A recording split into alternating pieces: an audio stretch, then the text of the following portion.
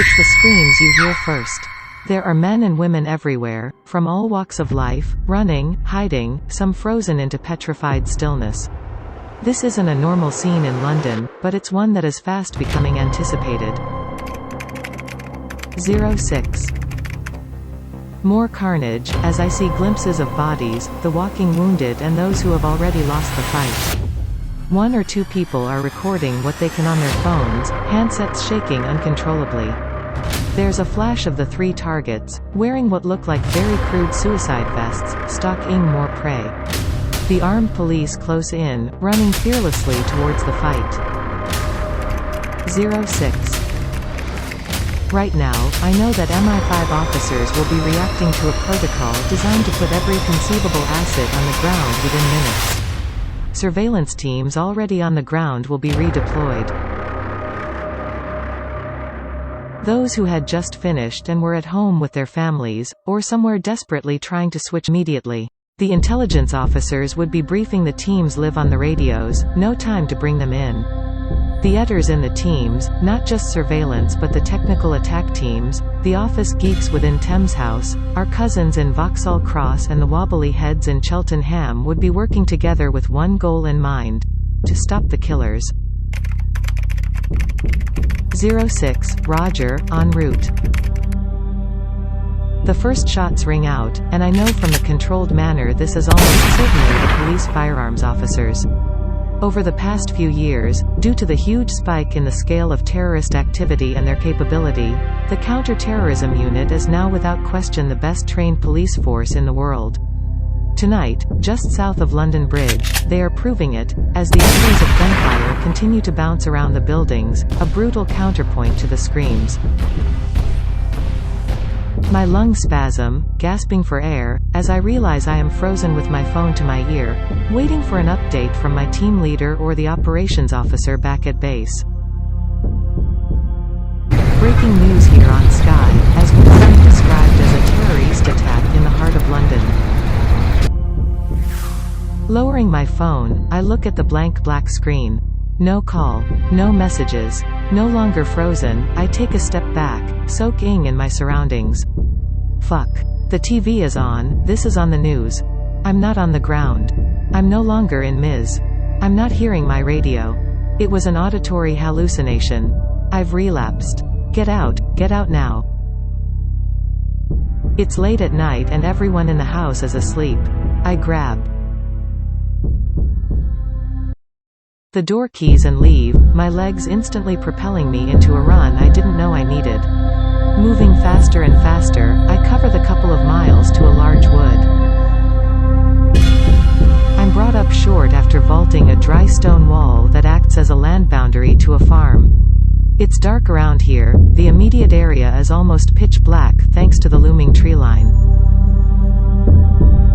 As my heart and lungs struggle to replace the oxygen my muscles have burned through, I find myself sitting on this low wall looking towards a break in the trees through which I can see a valley and hills in the distance. 06. Fuck off, that's not me anymore. I'm not MI5 anymore, but I always will be. I'm no longer part of my team, but I can always hear them. I'm no longer hunting the most dangerous terrorists in the world, but every day I'm watching and waiting for them. Even moving back along this dark, muddy track, I'm trying to pick out a route in the shadows that will take me home a completely different way.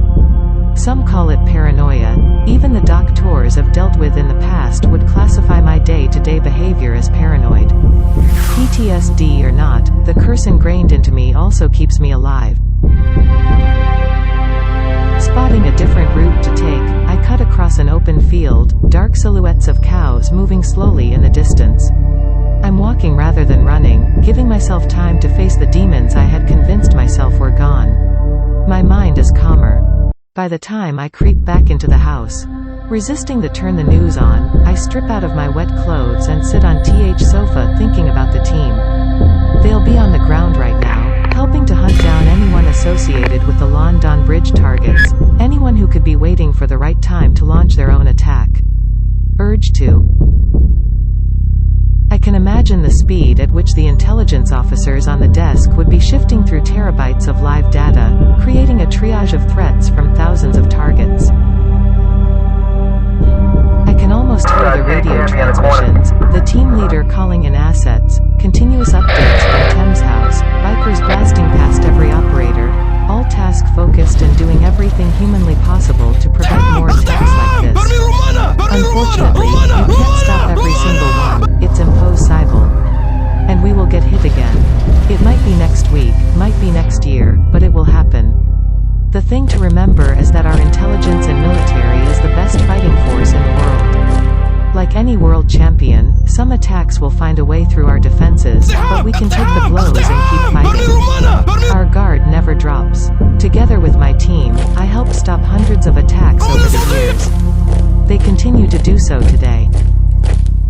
I wrote about some of my experiences as an MI5 officer in Soldier Spy. On the one hand, remembering the past showed me that having PTSD wasn't my fault. I wasn't a victim, just someone who got caught out in the open at all the wrong times. Revisiting my career for I Spy has allowed me to describe some of the operations I couldn't include in the first.